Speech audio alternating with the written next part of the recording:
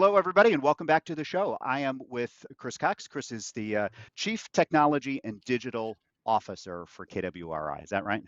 That is right. That is the Perfect. title. I was going to say, tell us first, let's begin there. Tell us what that means. Yeah, so it's a fancy title for me that really means I'm responsible for all of KW technology that serves franchisees, agents, market center leadership, and consumers. And so the way that we define technology, I think, is pretty holistic. So functionally, it means all of engineering, development, architecture, infrastructure, all the hands-on keyboard coding disciplines. It includes what we refer to as product management. So think of that as the day-to-day management of our agent, market center, or consumer-facing platforms. It includes design, which is think of that as user interface, user experience. And we have another department called Enterprise Information Management, which is really data and advanced analytics. So that's everything from day to day reporting to business intelligence to ad hoc reporting to advanced analytical predictive models to machine learning to AI and all that cool stuff that everybody talks about all the time. And then we have a function we call technology operations that is the support function, both for people within KWRI as well as for agents and market center leadership. And then finally, we have a collection of functions under KW Labs. So labs, you can think of it as our innovation hub. I like to think of it as really our true north, right? So it's really, I think, largely unique to KW, but Labs focuses on working with agents and market center leaderships to make sure that we understand the problems that we're trying to solve and that we prioritize the things that we're working on relative to those things that are most in for the business, meaning how do we make agents more successful day to day and how do we support market center leadership in the management of those agents and teams.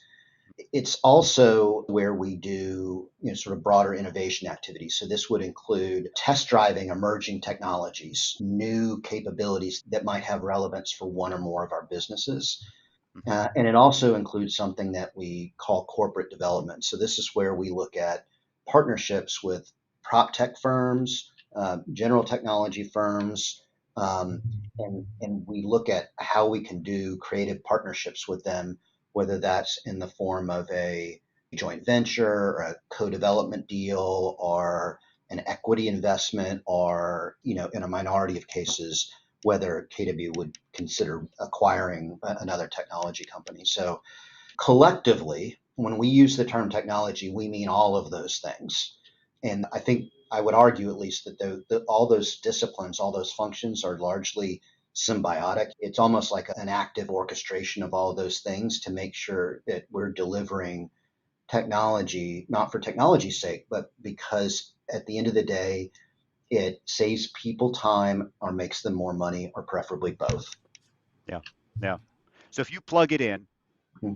and you use it in a KW office as an agent, as market center leader, or on the end user as a consumer, and it's not a coffee pot, you're responsible. That's what I'm taking away Yeah, from this. yeah. It Yeah. feels like on most days it feels like that. Yeah, and it's funny because I mean I've been doing this for 20 plus years now, three at KW, but it is one of the most exciting roles that you could possibly have. What I do now didn't exist when I was in college. So the interesting thing is I couldn't have studied to do what I do now. I just sort of fell into it. But the other piece of it, to your comment, is the highs are when stuff works and it's impacting people's lives in a positive way. And the downside with technology is that sometimes stuff breaks, Yeah. and you have to get really good at identifying when stuff breaks, how to fix it, and make sure it doesn't break again. And Yeah. and that's the yin and yang of the job, for lack Of of the a better job. word. Yeah. Yeah. Um, so if you're interested in technology, we're going to talk about digital convergence. We're going to talk about KW Tech specifically. As always, I'm with my co-host Jason Flynn. Jason, Hi. good morning. How are you? Good. Still, Good. still here. Yep. Still, And that's the actually, beauty. Chris, I like what you said about emerging technologies. I want to put a pin in that one because that'll Yeah. definitely be something interesting to talk about as we go on. Yeah. So Absolutely. this, for those of you who are maybe be listening, or for example, watching the show for the very first time, right? We exist. This Powered by Cloud and the Weather Report exists at the intersection of real estate technology and marketing. And I'm thrilled that Chris is here. But I want to begin. I'm going to take you back in time a little bit, right? Chris, this is March 20. Yeah, March 15th, 2021. I get an email from this guy who says, "My name is Chris Cox, and I'm the new Chief Technology and Digital Officer." This was the email that you sent that I saved, right? It's left my first day on the job, left me feeling energized and excited for what's to now. 3 years and a month into this role, you still have the same energy. You still as excited as you once were. Absolutely. Perhaps even more so if that's possible. But let me tell you why. I mean, Yeah, I think when I stepped into this role, and if Gary were here, I think he'd tell you the same thing. As KW, we had made the commitment to developing proprietary technology yeah, back in 2017, and we did so. And I'll do credit to Gary because he had, true to form, a set of visionary ideas around how this would create benefit for the KW ecosystem. And that technology journey began in late 2017 and early 2018. And arguably, if I had to put it in a nutshell, things took a little bit longer and were a little bit more difficult than perhaps Gary thought of at the time. And so when I got here in 2021, we had launched Command, but there were a host of, as for those people that have been around for a while, there are a host of issues that were sort of issues of scaling and performance right after Command was launched. And so when I got here, the first order of business was to make sure that things worked, right? That was the job one. Everything else was subordinate to that. And so that first 6 months or so were just about looking at, with the benefit of hindsight, what decisions, technology decisions we had made that perhaps we might rethink or do differently going forward, and then to implement those things. And so the first 6 months were really focused on that. The ensuing 2.5 years have really been about, okay, so how do we how do we bring Gary's integrated vision to life in a way that scales across the entire KW ecosystem and all of the KW businesses? And then how do we find new opportunities to develop products or services that give KW agents, teams, and market center leadership an unfair competitive advantage?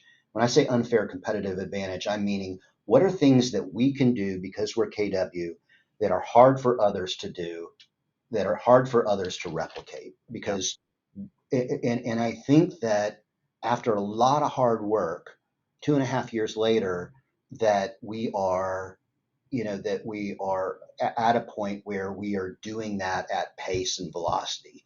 So it took a little rewiring and restructuring and refactoring the shop to get it pointed in the direction that we wanted to go in. But I really firmly believe, and this is what makes me so excited, I really firmly believe that we all work for are around a firm that is uniquely positioned in the industry. We're one of, I would argue, only three firms that really is still in the game of developing their own proprietary technology. And of those three, we're far and away the largest. And so my job, that the privilege is probably a better word, is that I get to come in every day and think of what could we do through use of our data, or the reach of our platforms to to provide agents and market center leadership tools that they couldn't get at any other brokerage or large franchise operation. And at the end of the day, the other thing I would say is that it was true 3 years and a month ago, that's still true today, is that the mission, and this is, I get sort of evangelical about this, or like melodramatic, so I apologize, but Don't the, apologize. The mission is clear. The mission is crystal clear, it's that we're here to enable success, agent and market center success. So when I come in every morning and go home every night, that's all I have to remember. That true north that I talked about earlier is, it changes depending upon what's going on in the industry and what agents' needs are. But I spent some time working at USAA. So I was the chief digital officer at USAA, and USAA had the same type of mission clarity Yep. that we have here at KW. At USAA, it was to serve those who had served. Period. That's all you had to remember. Here, Yeah. equally as simple and equally as strong in its simplicity is that we're here to serve agents and market center leaders and make them more successful. Period. Nothing else matters, and that's why we're here. And that's it. So for those who we've heard, right, this idea of KW being uniquely positioned by owning its technology and being able then to do things with it. Can you give us a a simple explanation of what that means? Yeah. What is the difference? I mean, we get the idea of competitive advantage. Okay, certain businesses have it because whatever, they've got a better recipe for bread or something. But when it comes to technology, what does that mean when you or Gary are on stage and are talking about the advantage that we have? So I think the advantage starts with our scale. And when I say scale, I really mean size. So Yeah. we're the talking point is that we're the largest real estate franchise and technology company on the planet. What that really means is that if you define largest as total number of agents under one brand and the total number of sides for which there is KW representation on the buyer or sell side, we are far and away, the largest. There's KW representation in one of five deals nationally in the U.S. and Canada, and so I think the fact that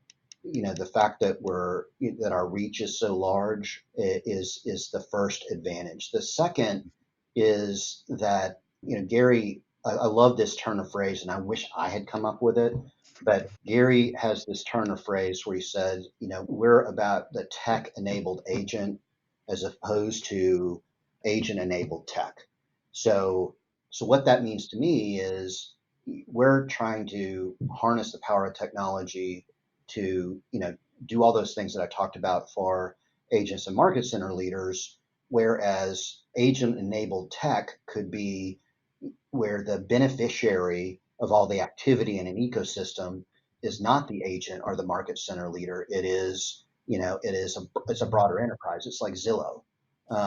Not to say that Zillow's a bad entity. It's not Darth Vader or anything. I hope I don't get quoted on that, Yeah, but yeah, it's a very, very different business model. And yeah. so I think that turn of phrase it really sort of captures it.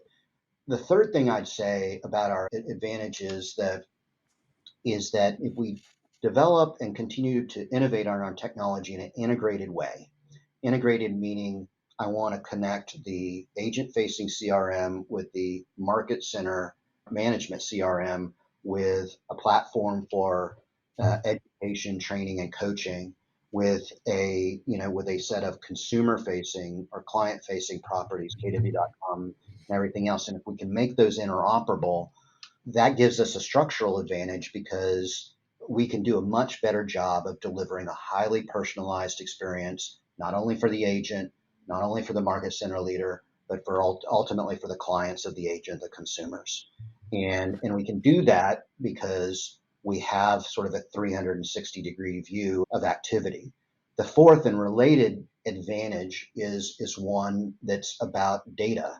There's I use the phrase data exhaust. So real estate as a business produces a lot of data, a lot of transactional data, a lot of property specific data, a lot of geospatial data. So there's just a tremendous amount of data exhaust that's created every day. And because of our size, we can leverage all that data to create really great models, analytical models that try to give our agents and market center leadership that unfair competitive advantage that I talked about. The two examples most recently are, we built a model for market center leadership to help with retention and recruitment of agents. So we're trying to understand when agents are likely to leave KW, and then conversely where there's an opportunity for us to recruit high producing agents. We're working on a model that will help agents look into their contact database and predict the likelihood of a client to buy or sell a property, which will make managing their contact database that much more effective. And because of our scale, we can do that with a level of precision because data is about large data sets and crunching a lot of numbers and doing it dynamically on a daily, sometimes hourly basis. And so because of our size, we can do things that others can't. So as a point on that, I didn't look this morning, but I think that the collective number of unique contacts in Command right now is right around or right above 85 million unique contacts. So if you look at that, Only a few. yeah. So if you look at that as a percentage of the U.S. adult population, it's Yeah. significant, and it's growing by probably in excess of 10 million contacts a year. And Yeah.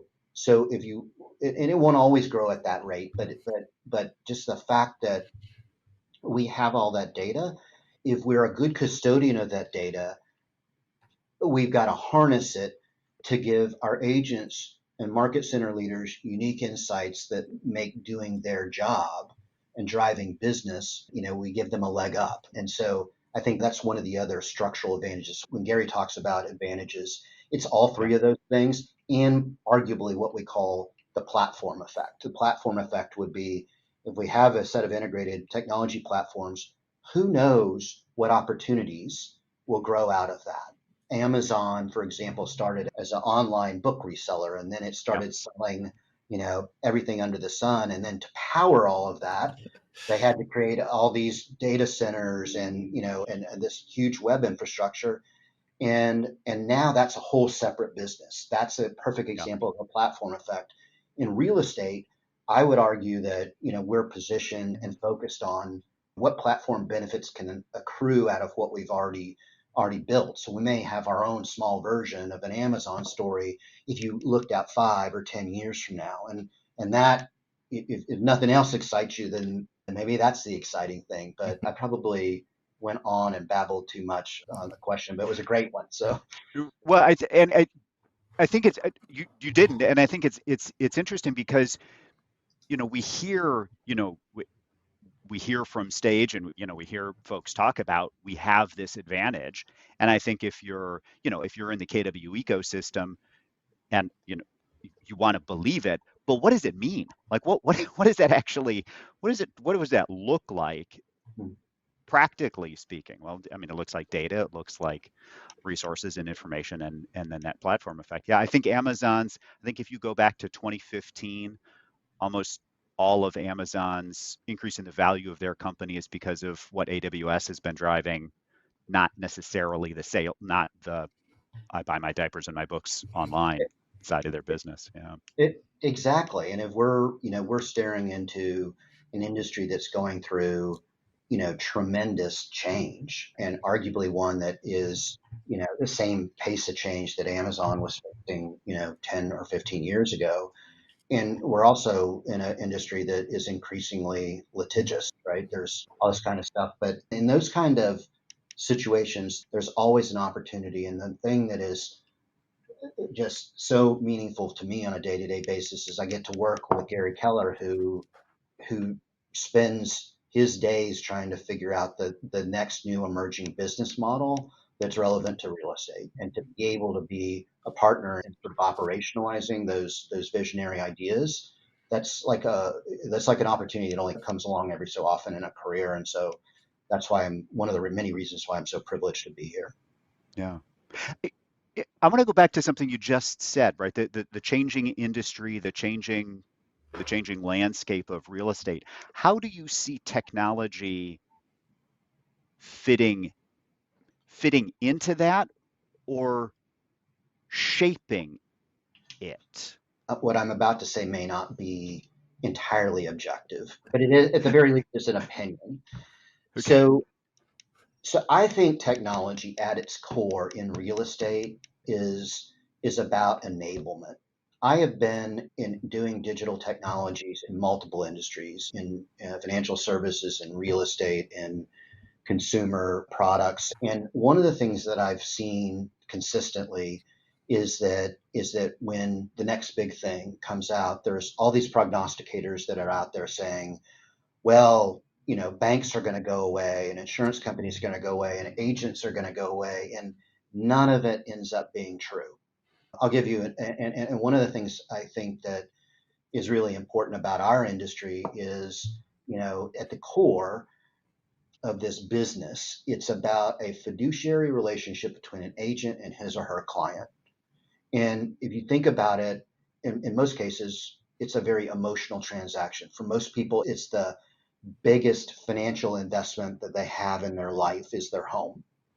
And and so I don't think any technology is ever going to displace that trusted fiduciary partner, that nature of that relationship with an agent and his or her client.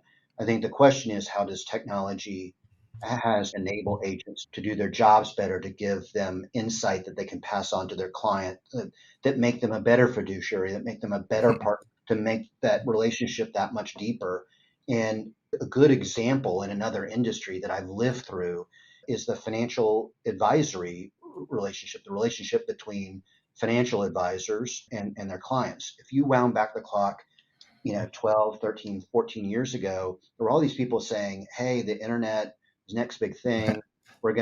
Nobody's going to have a financial advisor. They can manage their trading online and their investments online. And that whole group of people that, have trained to become financial advisors, that's a dying business.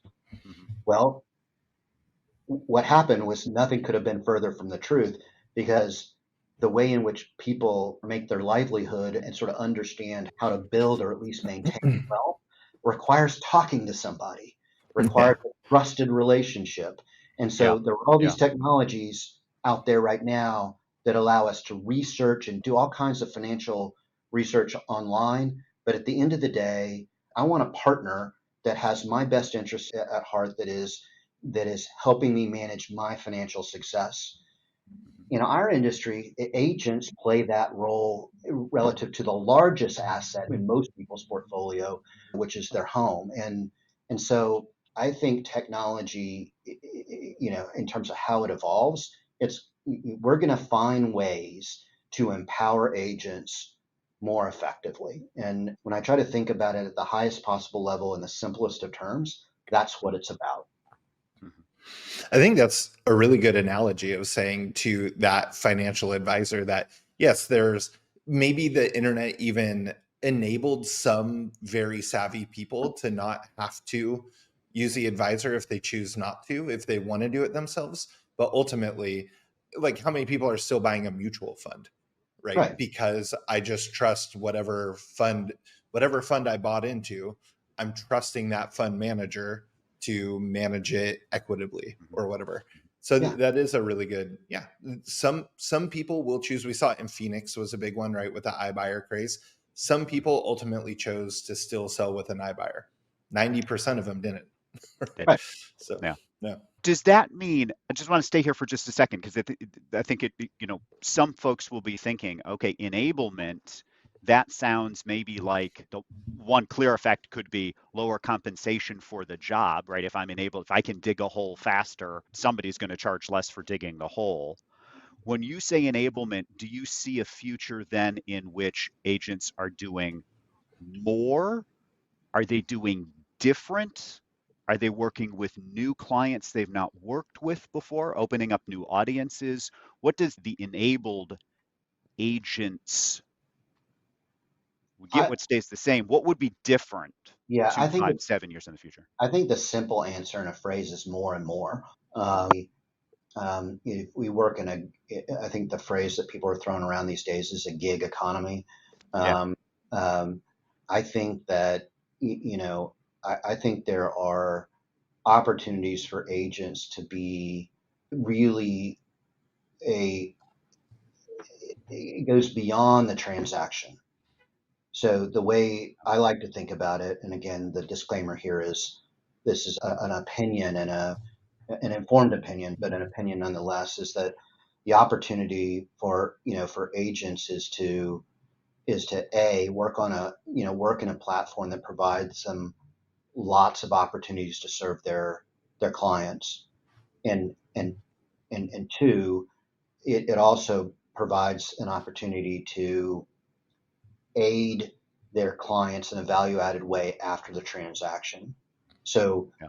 one of the things I'm really passionate about is how can we allow our agents to be the provider of a home ownership experience for their clients, which means after the transaction, how am I a good advisor, and what tools can I bring to my clients to understand how to improve or enhance or protect the value of their home? How can I source tradespeople to do work on the home?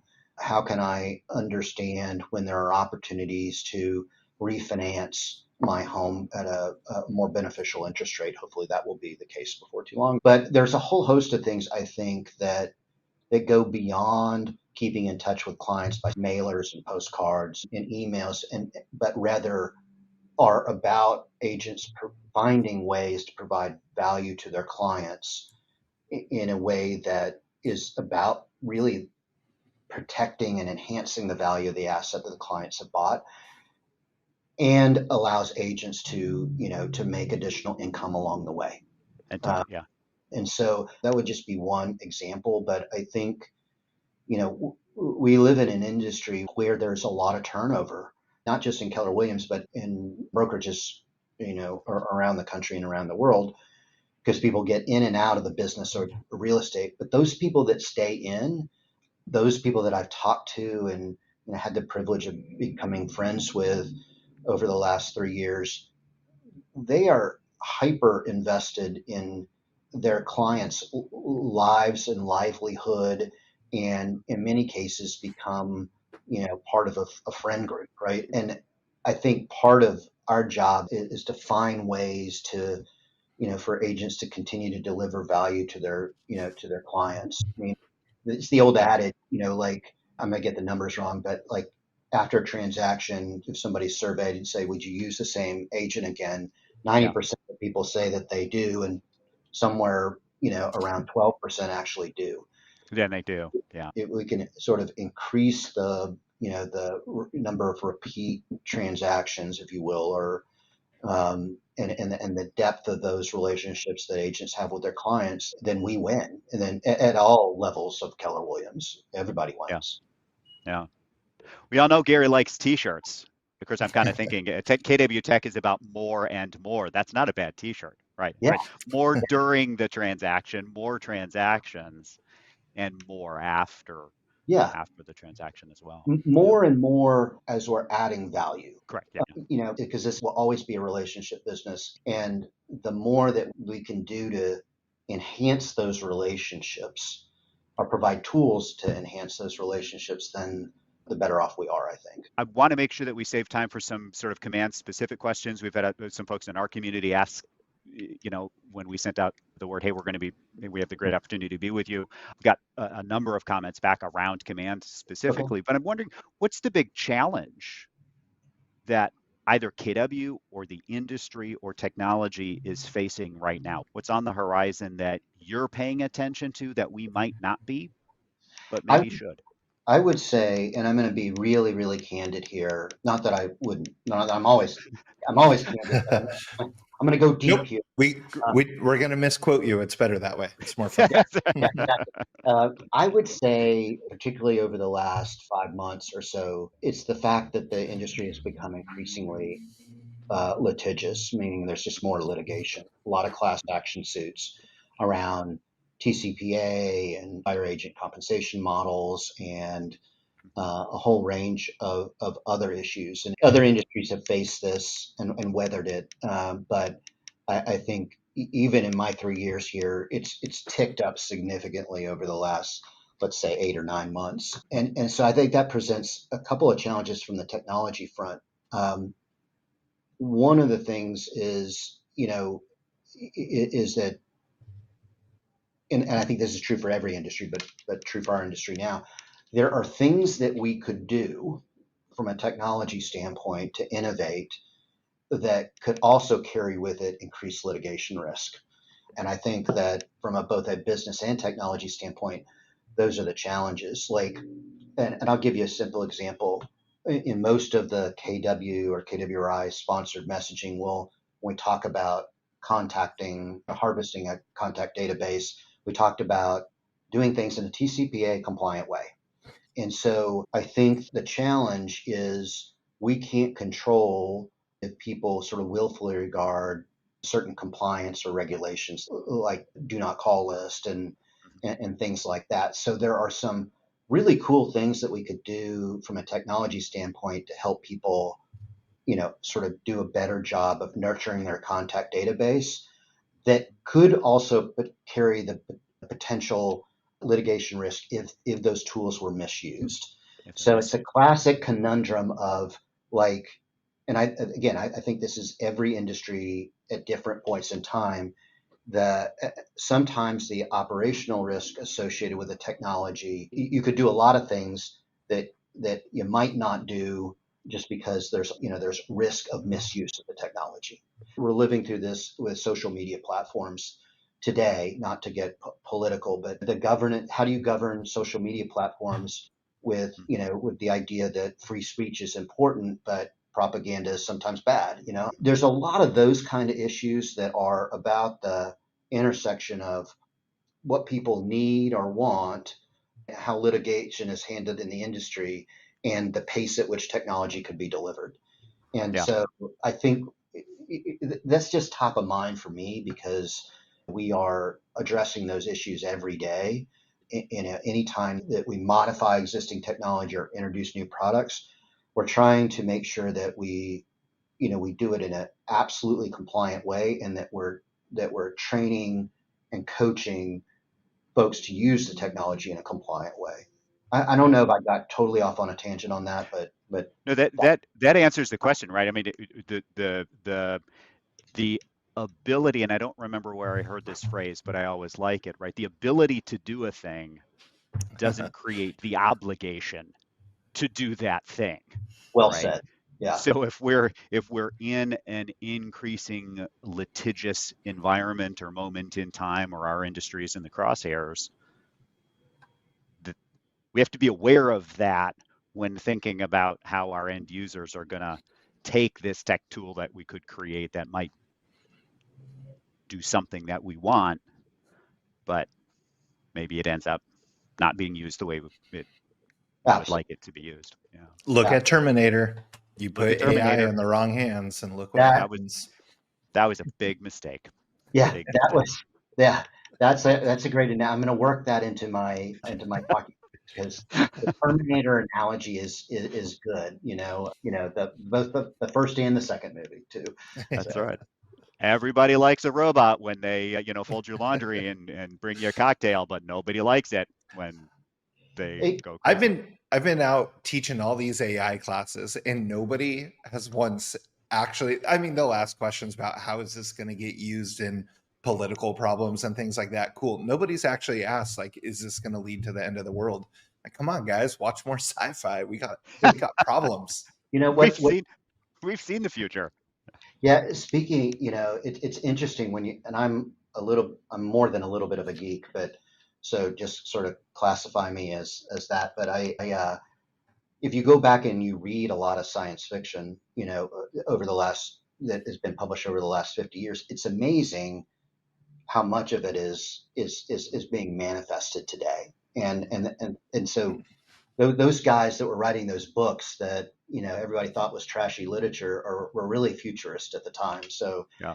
I, Yeah. I think on you mentioned the AI front. I think that I totally agree with you. I mean, I think that AI can sometimes be an overused term or phrase, but it presents a lot of opportunities. But again, bringing it back to our business, I think it is, how do we use AI to make our agents more productive, allow them to, again, capture that unfair competitive advantage. So a couple of examples, just using AI or ChatGPT or Bard or any of these other models to craft communication to clients or to write listing descriptions. Those are both things that save people time today, now that those capabilities are broadly available. We're also, I think, as most everybody's aware, and I talked about this at Family Reunion, we're about 3 weeks away from launching a I don't want to brand it as this, but almost like a Keller GPT model that's trained against the books that Gary has written, as well as as much of our training, learning, education, and coaching content as we can get a hold of, and we're going to embed it within Command and Connect, so that people just have another way of getting information. They can query a chatbot on a specific question, and if it's in that collection of data that's in any of those books or training materials, we'll be able to serve it up instantaneously and hopefully in the right context. And that's another example of where we would use AI, but we would use it for a specific purpose and with a managed, what we would call a corpus or collection of data, as opposed to just going out into the internet and grabbing everything. So we want to provide. It's a good example of us wanting to provide a lot of value to agents, but not have the model bring back some erroneous data because it's hitting some site out on the internet that is full of misinformation. So I mean, I think that I think in the world of data writ large and AI specifically, we're just barely scratching the surface in Yeah. terms of the things that we can do that are basically everyday productivity enhancement type of things. It'll be absolutely as common as speaking to Alexa in your home today to turn on lights, or Mhm. or to play a song, or the way in which we use different type of mapping software. So that's one of the things that is just another thing that's super excited about coming into the office every day, is working with agents. We get to dream up those kind of ideas, and the time between an idea and the time that we can productionize it or get it out is getting shorter and shorter, and that's also exciting. So there's a lot of things about AI in general, I think, that are going to be great for Keller Williams, and great because AI models are about data, and we have more data than anybody else. Than anybody. Yeah. That was actually one of the questions when I put out feelers out there. I think from one of the labs advisors had asked about, when we have this much data, we have this big of a roadmap and all these possibilities out there, how is KWRI really deciding on what to prioritize next? Especially in a world where it's like now AI, all of a sudden you get all these shiny objects, right? Of like, ooh, we could have this, we could have this, we could have this. How are you guys able to prioritize what's currently getting all the attention and what's about to get the attention next? Oh man, that is such a awesome question. So we ask that question every day. I mean, like literally every day. Mm-hmm. And the labs organization, working with our product management team, it's basically their responsibility. And so I would say, without hesitation and with complete conviction, that it, we're starting by listening to agents and market center leaders. And Gary sets a good example because, as those of you that know or have interacted with him know, he spends a good portion of every day just with his ear to the ground talking to people. And so the fact that we have labs as a conduit for that, for that kind of interaction, I think gives us a leg up, and it helps us find that true north, and that I talked about earlier. I think at a more detailed level, we basically do an annual plan. And so we step back in sort of the September, October timeframe, and we start casting a plan and a budget for the next 12 months. And that's based upon what we think are going to be the big priorities. But interestingly enough, and to answer your question more specifically, what we're doing is we're pulling up about every quarter and saying, are our priorities the same? Has something changed in the industry? And are we hearing something from agents that suggests that item A is a higher priority than item C, or do we need to adjust our priorities? And so we've structured our team in such a way that we can quickly pivot and move to we can pull teams off of some work and move it to other work relatively easy. In other words, it's not as difficult to turn the proverbial aircraft carrier, as it might otherwise be. We're also trying to make sure that we're balanced between optimizing what we've already built and deployed, and making it work better, as we are in introducing new capabilities. So if anybody that's run a technology shop knows that the quickest path to obsolescence is to build it and forget it, right? And just move on to the next thing, right? Because we live in a world where everything has to be optimized, has to continually be tweaked. I have to figure out, I might have deployed something in command that took 5 clicks, and I really need to make sure that we do it in 2. And so I've got a whole team of people really working on how do we optimize existing services and just make them work better, make the experience better. Mhm. And those same group of people are also working on, what's next, what's net new.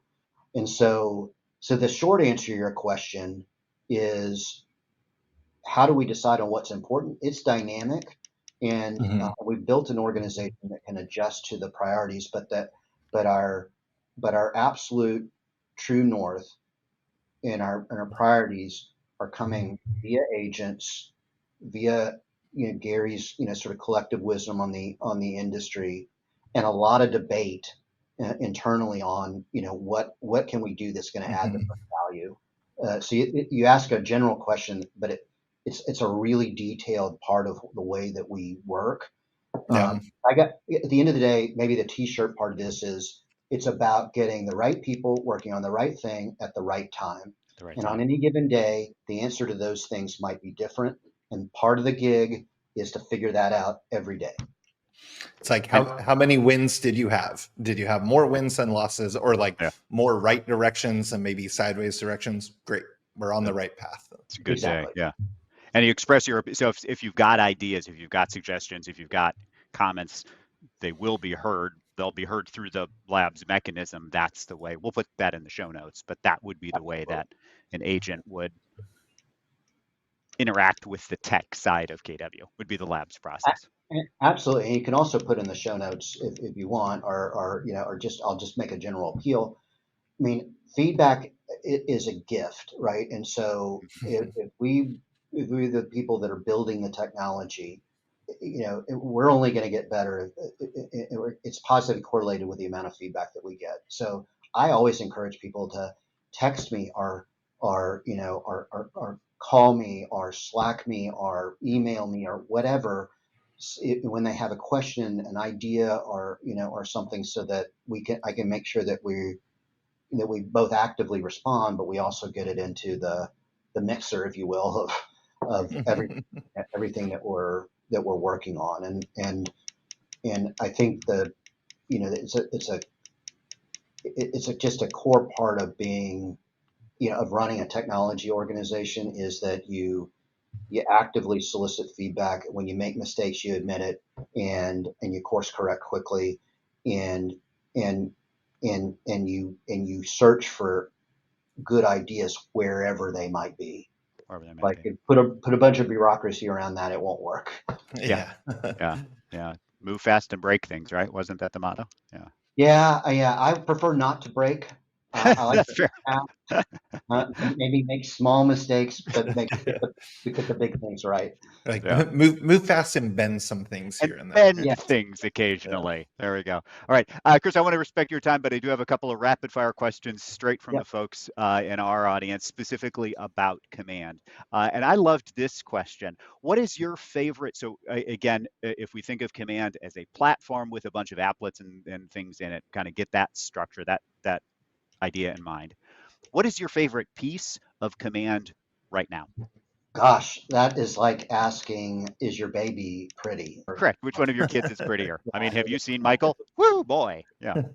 I think, I guess if I had to pick one, it would be opportunities, because that's where, Yeah. a lot of a lot of the action happens. Is how we're facilitating people getting paid, and so I think that for people that are really leveraging command to the greatest extent, I think that that's just one of those areas that's most, that's probably is probably one of the most used, highly exercised applets, right behind contacts. And Yeah. contacts, I would also put that on my list, because again, because of the size of our contact database, more than 85 million unique contacts, but because there's so much we can do with that, right? So Mhm. we had 85 million unique contacts. Not all of those contact records are created equal. Some of them just are name Yeah. and phone number. Some are name, phone number, address, and some additional information. So one of the things I'm so excited about with contacts is with data and our data management, data enrichment opportunities, is that there are opportunities for us to work with agents to enhance and make more current their contact information. Yeah. They're creating a really robust contact record, not only more information on the contact, but also the contacts, families, first and second degree of separation, writing into the contact record, the quality and frequency of interactions. Mhm. I think there's so much more that we can do in that particular applet to make people more successful, because we know that there's this positive correlation between the number of contacts and the GCI of an agent. And GCI. So the more that we can do in contacts, and take advantage of our depth and breadth, the more exciting, cool stuff we're going to be able to deliver. So Yeah. those are the two things I call out. Yeah. And we're 100% on board with that. I mean, for those folks who may be in the audience who have been through our database bootcamp, that's absolutely the first thing we talk about is that phase one, is that setup and consolidation. And you may have just answered this question. Is there a piece within command that agents are not using at the level they should? I would say there are two things I would call out. What we refer to as paid ads, or it's like the campaigns applet within Command. If you stacked rank the usage of Command by applet, campaigns is probably second from the bottom. But if you look at people who are in the top 20% of our producing agents, they use campaigns, I think, 4 or 5 times the average, right? Okay. So it's a capability, I think, that is really, really strong, really, really effective, but arguably a little underused.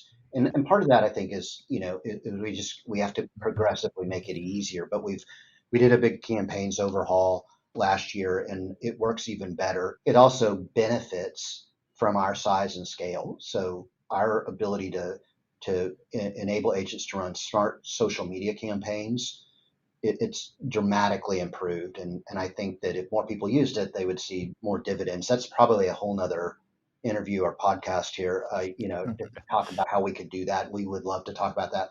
The second one that there's not as much use as is the referral applet. And so I think that's another area where we can work to improve the way that applet works, its intuitiveness, and so forth, but also train, coach, cajole, encourage people to use that as a way of gaining additional referral income and just networking within the broader KW ecosystem. Yeah. Yeah. So I love right that. off the bat, those two things. So we will, when we have you back, we're definitely going to talk about campaigns and ads. We'll talk about the referral network. I also want to talk about all those people who are trying to send me leads and want to communicate via WhatsApp. I'm not sure what's going on there, but that's a whole different thing. And I want to respect your time. Chris, thank you so much. Jason, any final questions? Anything before we break? No, like every time I had another question, you answered it before I got to it. So I got all my whole checklist is done. Well, guys, thank you so much. I mean, what a privilege. I mean, my time is yours. Well, We thank want to pick up this thread on a part 2 or 3 or 4. I'm all in, and I can bring special guests and everything. But I hope it comes across that we're really, really excited to serve here.